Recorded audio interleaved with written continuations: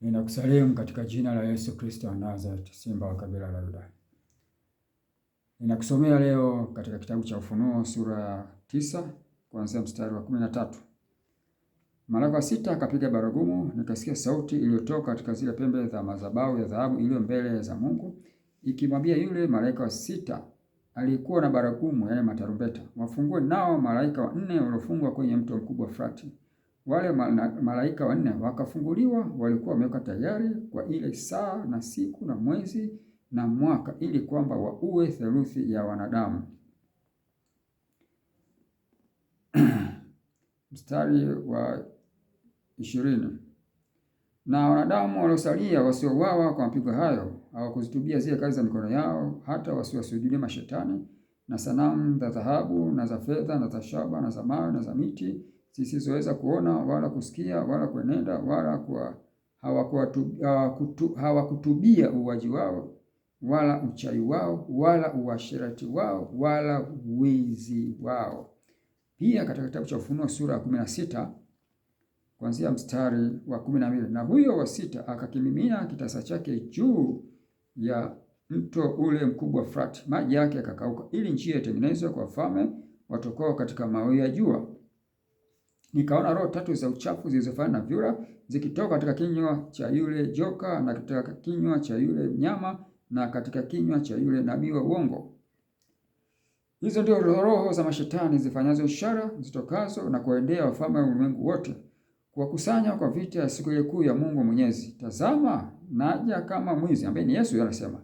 Heri akeshaye na kuyatunza mavazi yake, asiende uchi, hata watu wakaiona aibu yake, wakawakusanya hata mahali paitwapo kwa Kiebrania Armagedoni. Haleluya, mwana wa Mungu. Wewe ambaye ni binadamu unayepumua pumzi, ambaye unatamani kwenda mbinguni, unatamani uishi maisha duniani yaliyo sahihi na mwisho wa siku kaenda kuishi katika maisha ya milele huko mbinguni. Sikiliza neno la Bwana. Mungu amesema wazi, amenena wazi, ametamka wazi kwamba atakuja kama mwizi. Lakini kabla ya kuja kama mwizi, kuna ishara zitatokea ambazo hizo zitasababishwa na shetani kupitia mawakala wake. Na ishara hizi zishatokea siku nyingi sana. Kwanza kabisa, mto Frati ushakauka. Miaka imepita sasa hivi. Na baada ya kukauka, kule chini kuna mapepo manne yenye levo ya shetani ya Lucifer. Yale mapepo manne Mungu ameyaruhusu yafanye kazi yake, kuua theluthi ya wanadamu na kuwatesa hapa duniani. Na hivi tunavyoongea ishaanza kazi.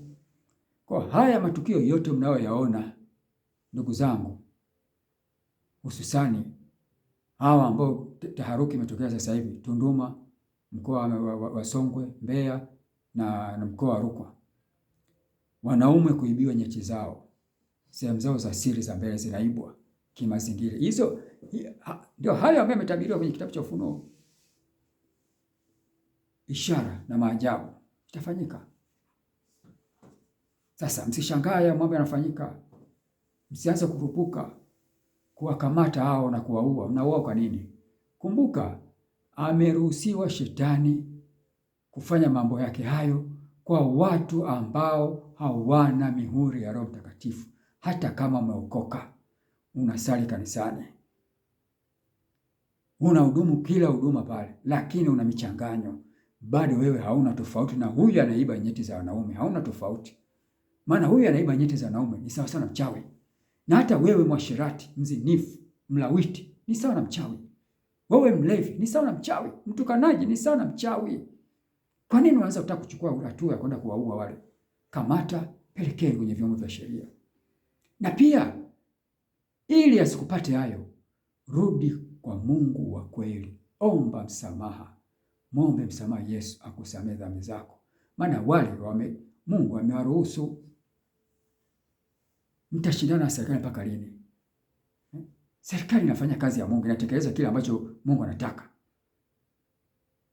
Hapana kuleta vitu malumbano ambayo hayana maana. Wewe jitafakari, ni wapi umemkosea Mungu. Rudi kwa Mungu. Omba msamaha wewe mwenyewe binafsi. Hapana kumnyoshia kidole au mkono huyu anayetenda mambo hayo ya kuiba nyeti au kunyoshia mkono serikali. Hapana, unakosea. Jinyoshie mkono wewe mwenyewe. Wewe mwenyewe. Ni makosa mangapi umemtendea Mungu? Ni makosa mangapi, ni dhambi ngapi umezifanya kwa Mungu? Hapo hapo ulipo jifikirie ndani nafsi yako. Umetoka kazini, unatoka kazini unaenda mpaka nyumbani, au unatoka mashambani unarudi nyumbani, mpaka wakati wa kulala umetenda dhambi ngapi? Mungu umemkosea mangapi? Amekufanya nini Mungu katika zile dhambi? Kwa nini wewe leo huyo mtu anafanya hivyo afu anataka kumuua? Wakati wewe ndio una dhambi kuliko hata huyo anayefanya hicho kitu. Hebu badilika. Badilikeni jamani. Badilikeni wana wa Mungu. Badilikeni, msikimbilie kuua. Kama Mungu ndiye angekuwa na hasira zile za kizamani, hata wewe ungekosha wao siku nyingi. Mbona anakuonea huruma? Mbona anakuvutia muda? Anataka utubu. Na haya yote Mungu anaruhusu ili watu wamrudie Mungu, waombe toba, waombe rehema, wasamehewe. Maana muda wote kanisa linanyakuliwa. Muda wote kanisa Yesu anakuja kulinyakua. Sasa wewe utaendelea kulumbana na hao watu. Utaendelea kulumbana na serikali. Utaendelea kulumbana na hao wezi wa nyeti. Mwisho wa siku Yesu anakuja kubeba kanisa la kuacha. Umepata nini? Umepata faida gani? Kama sio shetani mtupu. Jinyoshie kidole wewe mwenyewe. Unaifanyia hicho kitu. Wewe unaifanyia hicho kitu, jinyoshie mkono wewe mwenyewe. Mwenyewe. Mungu amekataza ulevi, wewe unalewa. Mungu amekataza ubakaji, wewe unabaka. Mungu amekataza kuabudu miti, unaabudu miti. Mungu amekataza kwenda kwa waganga kuroga, wewe unaroga. Unamroga bosi wako. Unamroga mke wako au mume wako ili akupende asikuache. Wewe si ni uchawi? Mbona Mungu hajakuua? Unafikiri Mungu anashinda kuinua watu wakuue? Uwezo anao. Lakini anakuvutia muda uombe msamaha ili uende mbinguni. Kwa hata hao watu wanafanya hivyo vitu. Kama ni binadamu wa kweli, mbegu takatifu ya Mungu, tunatakiwa waombe, wapate nafasi ya kuomba msamaha. Wakamateni kama kweli wafanye hicho kitu, wakamateni, pelekeni polisi. Wapelekeni kwenye vyombo vya sheria. Na wewe mwenyewe kama ufanye hicho kitu, unajua kwamba tayari una makosa mbele za Mungu. Kwa mtu aliye sahihi mbele za Mungu, uwezo hicho kitu kiweze kupata, hata akikushika kitamrudia mwenyewe. Kama kweli umesimama kiroho na kimwili mbele za Mungu wa kweli kupitia jina Yesu, hakuna kitakachokupata. Ukiona kimekupata, una michanganyo. Hata kama umeokoka, una michanganyo, unajichanganya. Wewe ni baradhuri. Badilika, rudi kwa Mungu. Hizi sio nyakati za kunyoshana vidole. Hizi sio nyakati za kunyoshia vidole serikali. Jinyoshe wewe mwenyewe. Wewe mwenyewe jinyoshe kidole. Wapi umemkosea Mungu, uombe msamaha. Ukimkosea Mungu, Mungu anainua tu, utapigwa tu. Utafanywa ishara zozote za kishetani. Utake usitake, Mungu ameruhusu. Ndugu zangu, badilikeni sana. Watu wa Tunduma badilikeni. Mbeya badilikeni. Sumbawanga, tafrani imetokea, kijiji cha Mshani, kijiji cha Kalambazite na Mpui. Badilikeni ndugu zangu. Badilikeni. Badilikeni. Ombeni rehema.